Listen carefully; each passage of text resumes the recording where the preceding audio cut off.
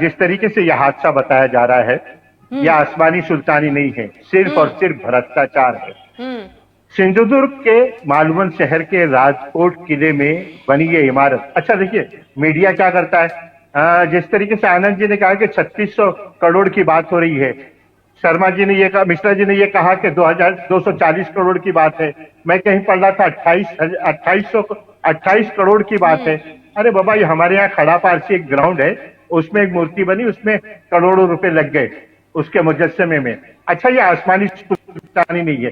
आज print media ही है। देखिए हमारे यहाँ कहावत है ना कि अंधा बाटे रेवड़ी और घरे घराना खाए।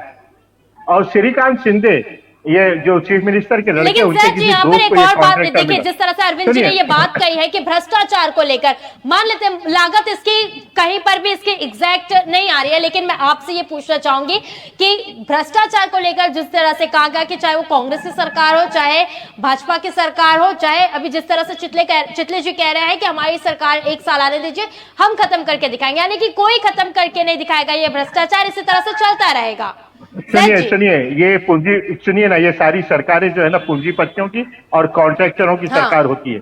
मेरी बात सुनिए, आज हम भ्रष्टाचार पे बात कर रहे हैं। आनंद जी की बात पे थोड़ा सा ऐतराज ये है कि आज हम भ्रष्टाचार पे बात कर रहे हैं, कल हम लोग रेप पे बात कर रहे थे। भ्रष्टाचार में ये हुआ कि उस कॉन्ट्रैक्टर और उस सरकार से लेकर 140 करोड़ जनता उसमें लिप्त हो गई। प्यून भी भ्रष्टाचार है। और रेप की घटना में हम लोग वहीं पे सीमित रहते हैं, हमारे ऊपर वो इल्जाम नहीं आते। देखिए जो बात हो रही है ना, उस बात की बात करना चाहिए। 8 महीने में बनी ये इमारत, कुतुब मीनार 400 साल पहले बना, वो सारी हेरिटेज जो 5-5 साल से टिकी हुई है समंदरों के खिलाफ। अभी मिश्रा जी बता रहे थे कि यहाँ के किलों में जो छत्रपति शिवाजी महाराज ने बताया, एलोरा अजंता, देखिए ये भ्रष्टाचार। आप ये कहे ना, उससे पहले जो अपने रामपाल जी कह रहे थे कि हम भ्रष्टाचार पे बात करें तो पिछली सरकारों में भी भ्रष्टाचार होता था, रेप पे बात करें तो पिछली सरकारों में भी रेप होता था। आप पिछली सरकारों में जाने दीजिए। आज मैं बनारस का एक इंटरव्यू देख रहा था, वहां पे जितने कॉन्ट्रैक्टर हैं सब गुजरात के। राम मंदिर में गुजरात का कॉन्ट्रैक्टर, और सड़क बनाने वाले गुजरात के कॉन्ट्रैक्टर, पार्लियामेंट में गुजरात के कॉन्ट्रैक्टर।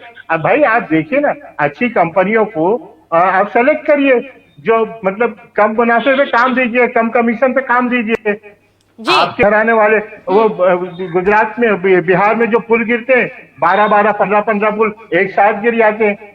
मुगलों के दौर में बनी हुई इमारतें नहीं गिरती, कांग्रेस के जमाने में बने हुए वो स्टैच्यू अभी भी मौजूद है।